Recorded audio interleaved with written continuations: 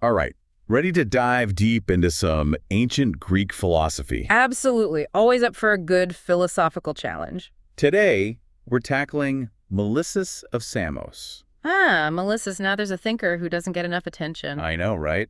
Most people probably haven't even heard his name. Well, get this, he wasn't just some philosopher stuck in an ivory tower. He was a naval commander, too. No way, really. A philosopher and a warrior. Yeah, pretty impressive, right? He even led the Samians to victory against, get this, Pericles. Pericles, as in the Pericles, the famous Athenian general. The one and only. It happened during the Samian War. Talk about a multi-talented individual. Okay, that's seriously cool. So we're talking about a guy who was clearly brilliant in both warfare and philosophy. But if he was so successful, why isn't he more well known? Well, that's part of the mystery, isn't it? Sadly, most of his own philosophical writings have been lost to time. All we have are these fragments, these little pieces of his ideas scattered throughout history. So it's like we're trying to put together a puzzle with most of the pieces missing. Exactly, but that's what makes this deep dive so intriguing, right? We get to piece together these fragments and try to understand the bigger picture of Melissus's thought. I'm up for the challenge. So where do we even begin with this philosophical puzzle? Well, we know that Melissus was heavily influenced by the Eleatic school of philosophy. The Eleatics. Refresh my memory on them. Okay, so imagine a group of philosophers completely fixated on this idea of being. They believe that there's this single, unchanging, eternal entity that represents the ultimate reality, the foundation of everything. Okay, so being with a capital B, like the essence of existence itself. Precisely. And the Eleatics were obsessed with figuring out what this being actually was, what it meant for something to truly exist, and how something that is can change. Some pretty heady stuff. Yeah, they were grappling with some of the biggest questions about the universe and our place in it, and Melissus was right there in the thick of it. So was he just following in the footsteps of his teacher, or did he add his own unique spin to these Eleatic ideas? Well, that's where things get really interesting. Melissus definitely built upon the foundation of Eleatic thought, particularly the ideas of his teacher, Parmenides. Parmenides, wasn't he the guy who said, what is and what is not is not? That's the one. And you know, one of the biggest differences between Melissus and Parmenides lies in how they viewed the limits of this ultimate reality, this being, or as Melissus called it, the one. The one. Okay, so we're talking about the same fundamental concept, the ultimate reality, Mm-hmm. but they disagreed on its limits. Exactly. Parmenides envisioned being as limited, contained within a kind of spherical boundary, like a perfect, self-contained ball. Okay, so kind of like a cosmic bubble. Yeah, you could think of it that way. But Melissus took a very different stance. He argued that the one had to be completely unlimited, stretching infinitely in every direction. Well, wait a minute. So they both agreed that the one is this unchanging reality, but they disagreed on whether it had boundaries. You got it. And Melissus had a very specific reason for believing that the one had to be limitless. His argument was all about the nature of eternity. Okay, I'm intrigued. How did eternity factor into this?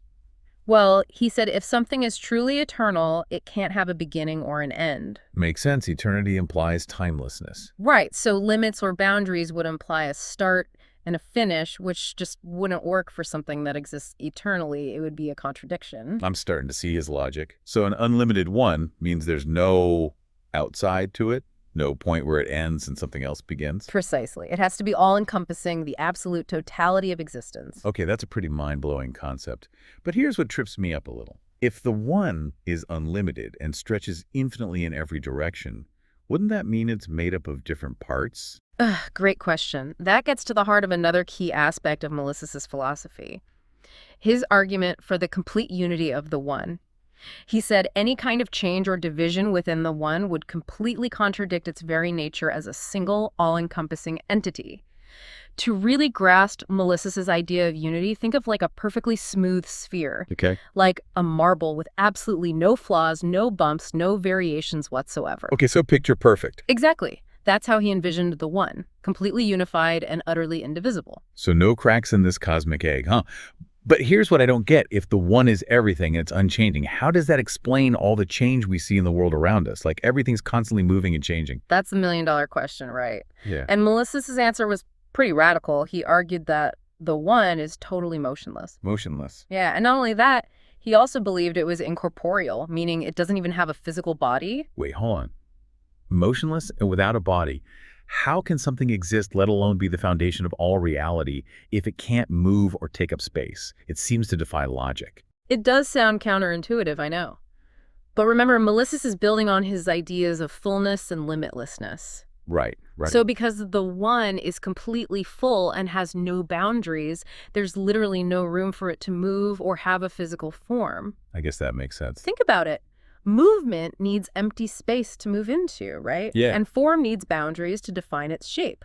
But the one, according to Melissus, already occupies everything. So there's no room for either movement or form. Okay, I'm starting to see how his logic works, even Yeah. if it's a bit mind-boggling. Yeah. So he's basically saying the one is so complete and all-encompassing, it goes beyond our normal ideas of movement and physical existence. Exactly. But then what about all the diversity and change we see in the world? Are those just illusions then? Just Yeah. tricks of our perception? That's the question philosophers have been wrestling with for centuries. Yeah, it's a big one. And Melissus's work definitely adds a whole new dimension to the debate. Remember, he's coming from that Eleatic school, which emphasizes the unchanging nature of true being. Right. So while he doesn't directly talk about sensory experience, one way to interpret his philosophy is that the world we perceive with our senses is somehow less real or less fundamental than that eternal, unchanging one. So it's like he's saying there's a difference between ultimate reality, which is the one, and then the world of appearances. Yeah. The world our senses tell us is real. Exactly. And that's one of the things that makes exploring Melissus's ideas so fascinating and relevant even today. He makes us question how much of what we see and hear and feel is actually real versus just a construct of our own minds. It's like he's sending us on a philosophical quest to figure out the true nature of reality. And that quest could lead us to question everything we thought we knew about the world and our place in it. That's a pretty powerful idea. It is powerful, and it speaks to the enduring legacy of Melissus's thought. Even though we're working with these fragments, his ideas have echoed through the centuries, influencing philosophers throughout history and shaping Western philosophy as we know it. It's amazing how these concepts from so long ago can still spark such deep questions and challenge our understanding of the universe. It's a testament to the power of philosophy to go beyond time and connect us to these fundamental questions about existence. But before we get too lost in the cosmos, let's bring it back down to Earth for a second. I'm curious about the practical side of Melissus's life. How did his philosophical ideas influence his actions as a military leader and vice versa? It's a great question, and it's really hard to say for sure. It's kind of a chicken or egg situation. Yeah. Did his philosophical beliefs shape how he approached war, or did his experiences on the battlefield actually influence his philosophical ideas?